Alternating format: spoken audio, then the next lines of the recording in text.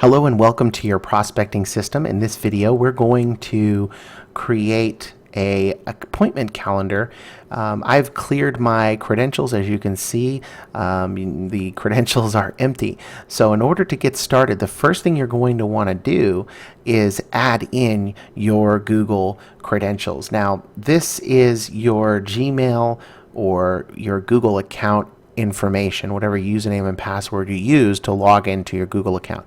Now, it's important to note that Google will probably try to block any attempts for this application to connect to your account and may even warn you that you're receiving there may be a malicious attempt to connect to your account. It's not malicious, it's just the warning that they use to let you know that anything is trying to connect to your account. In order to bypass that error, you will need to set up what is called second step authentication with Google, and that can be done inside the security settings of your Google account. Now, once you've set up second step authentication, and again, that's not always necessary, it's only necessary in some cases depending on the level of your account, you'll just go ahead and put in the app specific password or your Google credentials here into this details. Now, once you update, you'll notice that you'll receive a success message that your Google account credentials have been successfully updated. So the next thing you're going to want to do is you're going to want to add a calendar.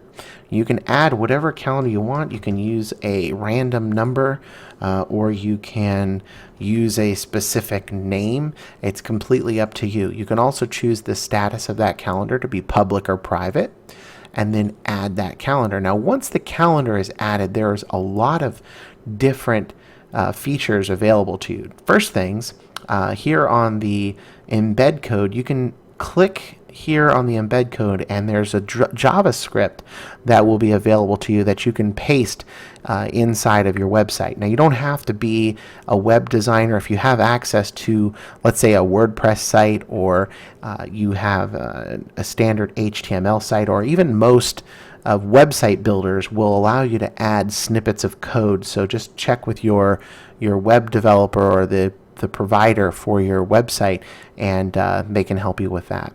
There's also the ability to view this calendar on just a URL as well. So you don't have to embed this on a website. You can just view it here inside of your system and share that link as well with the public. Now, here you can update your availability. This is a very important step. You cannot actually make your calendar available until you come in and update the times that you want your calendar to be available. You want to update the times that your subscribers or visitors will be able to book you. Okay. Here you can schedule busy dates. These are dates that just are always going to be busy. Maybe you have holidays or specific occasions. Here you can add additional fields or remove fields or move the fields around that show up on your form that is viewable to the person who's booking you on your calendar.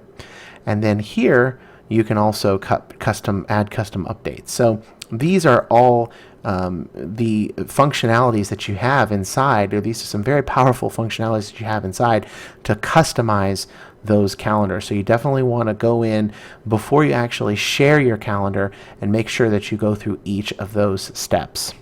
Now, once that has been set, you'll have the ability to view any public appointments, or any requests for appointments here inside of requests, and they will have to be accepted by you before they'll be added to your calendar. Now, any of the calendar appointments that you have will show up here inside of your calendar specifically, or you will see them in list format, depending on how you'd like to view. Now, you can view it either in this format, or you can view it in the Google format. And there's an authentication that you would have to do, where you grant the access, and once you do that, then you should have no problem being able to view that. So last is here inside of the appointments area, where you will actually see all of the appointments that have been booked. Now, as you can see in this example, I don't have any appointments, but if I did, I would see a list of all of those appointments here, and they would be available. So this actually concludes the video on how to set up your Google Calendar, or sync up your Google Calendar with your appointments management section of your prospecting system. Make sure that you follow each of these steps before you start sharing your accounts.